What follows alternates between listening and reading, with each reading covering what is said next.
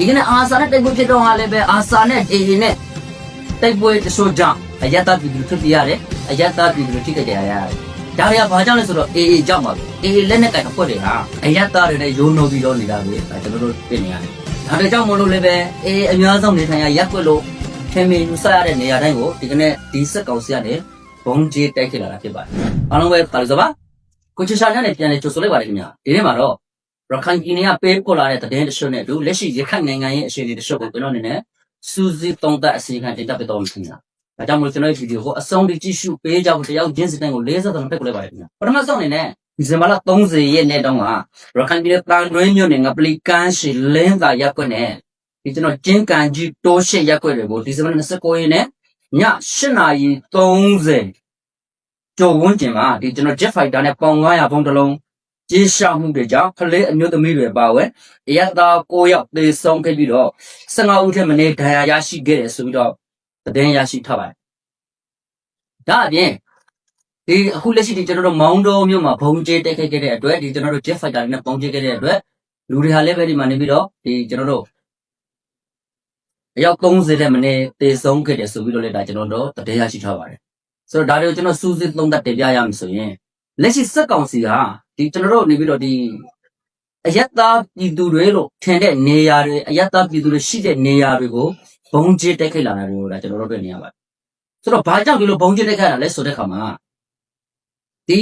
လက်ရှိစက်ကောင်စီမှာဒါကျွန်တော်တို့တနည်းအားဖြင့်ပြောမယ်ဆိုလို့ရှိရင်ကျွန်တော်တို့ရခိုင်ပြည်နယ်အတိုင်းအတာနဲ့ပြောမယ်ဆိုလို့ရှိရင်ငပလီတို့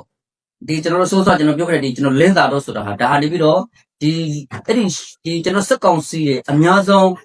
tension ထားတဲ့နေရာတစ်ခုဖြစ်တယ်ဆိုတော့ဒီလို tension ထားတဲ့နေရာတစ်ခုမှာလက်ရှိနေပြီးတော့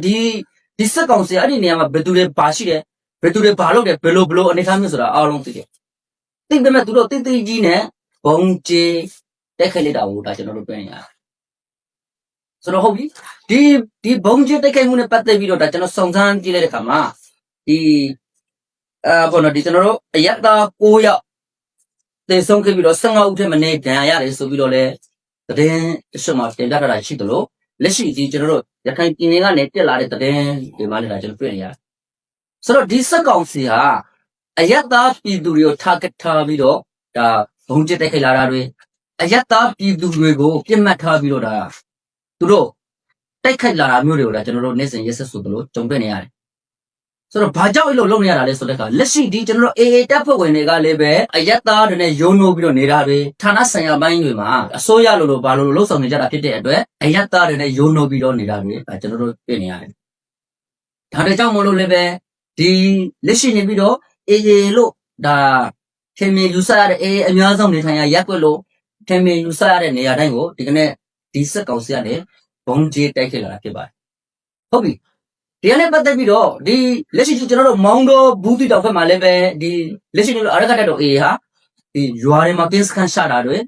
မြို့တွေထဲမှာကင်းစခန်းရှာတာမျိုးတွေအစိုးရသဘောမျိုးလှုပ်ဆောင်နေကြတဲ့အတွက်အစိုးရရန်တရားတခုလိုလေပတ်နေတာမျိုးဖြစ်တဲ့အတွက် AA လက်နက်ကင်အဖွဲ့တွေဟာအဲ့လိုမြို့တွေရွာတွေထဲမှာစခန်းရှာနေနေတာဖြစ်တဲ့အတွက်အဲ့ဒီမှာ AA တပ်ဖွဲ့ရှိနေတဲ့ AA လက်နက်ကင်အဖွဲ့ရှိနေတဲ့နေရာတွေကိုစစ်ကောင်စီကနေဘုံကျဲတိုက်ခိုက်လာတာမျိုးတွေကိုဒါကျွန်တော်တို့တွေ့နေရတယ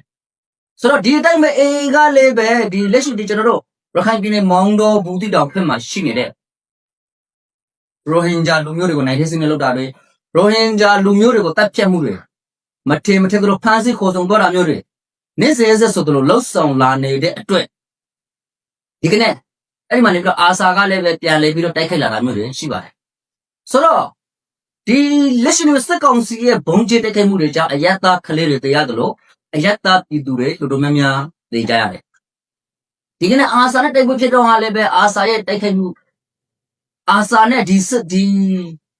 ီလက်ရှိAA နဲ့တိုက်ပွဲတဆိုးကြောင့်အယက်သားပြည်သူတွေထွက်ပြေးရတယ်အယက်သားပြည်သူတွေထိခိုက်တရားရတယ်ဒါတွေကဘာကြောင့်လဲဆိုတော့ AA ကြောင့်ပါပဲ AA ကအစိုးရပုံသဏ္ဍာန်မျိုးယူထားပြီးတော့ရက်ရွာတွေမြို့နယ်တွေမှာအထိုင်ချပြီးတော့ဒါ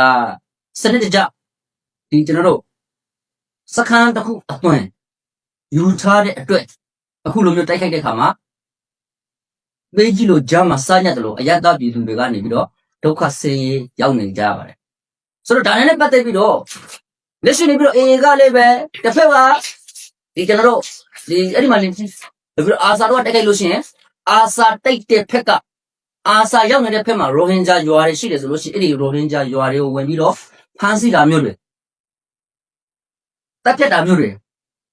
နှိပ်စက်ညှဉ်းပန်းတာမျိုးတွေလှုပ်ဆောင်လာတဲ့အတွက်ဒီကနေ့အာဆာကလည်းသတင်းထုတ်ပြန်ထားတာရှိပါတယ်ဒီကနေ့အာဆာရဲ့သတင်းထုတ်ပြန်ချက်တချို့ကိုကျွန်တော်အနေနဲ့စူးစီးသုံးသပ်အစီအစဉ်တင်ပြပြပါမယ်။နေ့စွဲ2025ခုနှစ်ဒီဇင်ဘာလ25ရက်ကြော်ညာချက်အမှတ် ASA SPI's Pride ST 102025ဆိုတော့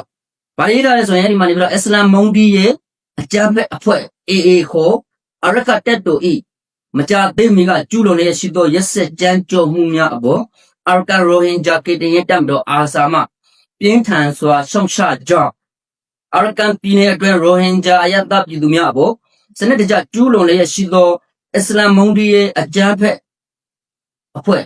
အေလူမဆန်တဲ့ရာဇဝတ်မှုမှန်သမျှအာရကန်ရိုဟင်ဂျာကေတင်ရဲ့တပ်မတော်အာဆာမှပြင်းထန်စွာရှုံချကြောင်းထုတ်ပြန်လိုက်သည်အကြမ်းဖက်အေအဖွဲ့သည်အပြစ်မဲ့ပြည်သူထောင်ပေါင်းများစွာ၏အသက်အန္တရာယ်ကိုစိုးရိမ်ရစေသည့်ရက်စက်ကြမ်းကြုတ်မှုများကိုကျူးလွန်လျက်ရှိသည်အာရကန်ပြည်နယ်မောင်တော်မြောက်ပိုင်းရှိလိုက်ရနှင့်ကြောက်ရှောင်းကျေးရွာများတွင်2025ခုနှစ်နိုဝင်ဘာလ30ရက်မွန်းတက်12နာရီ18မိနစ်ခန့်မှစတင်၍အကြမ်းဖက်အေအဖွဲ့တပ်ဖွဲ့ဝင်အား200ခန့်ဖြင့်အနိပတ်ဝန်းကျင်ကျေးရွာများကိုအင်အားအလုံးအရင်နဲ့ဝိုင်းရန်ပိတ်ဆို့ပြီး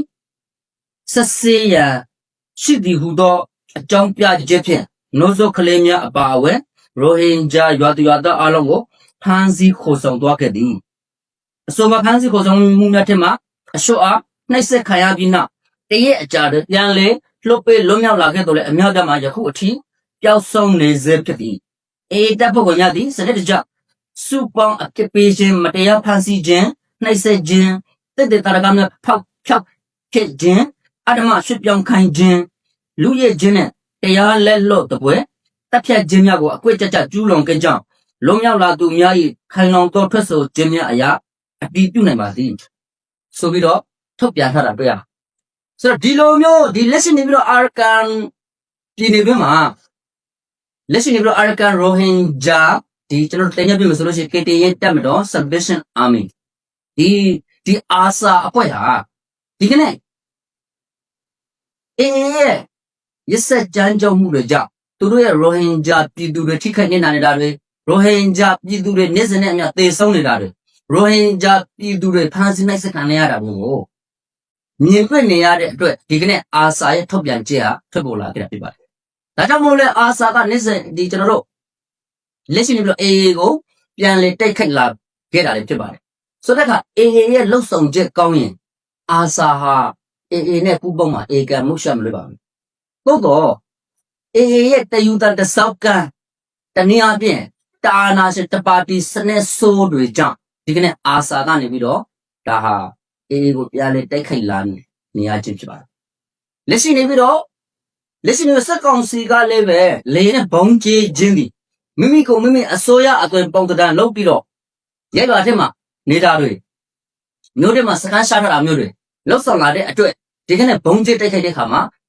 အပြစ်မဲ့တဲ့အယက်သားပြည်သူတွေပါအသက်ဆုံးရှုံးသွားတာဖြစ်ပါတယ်။ဒါကိုလည်းတတိရှက်စီလို့တဲ့ကျွန်တော်တို့အားလုံးဒီလက်ရှိနေပြီးတော့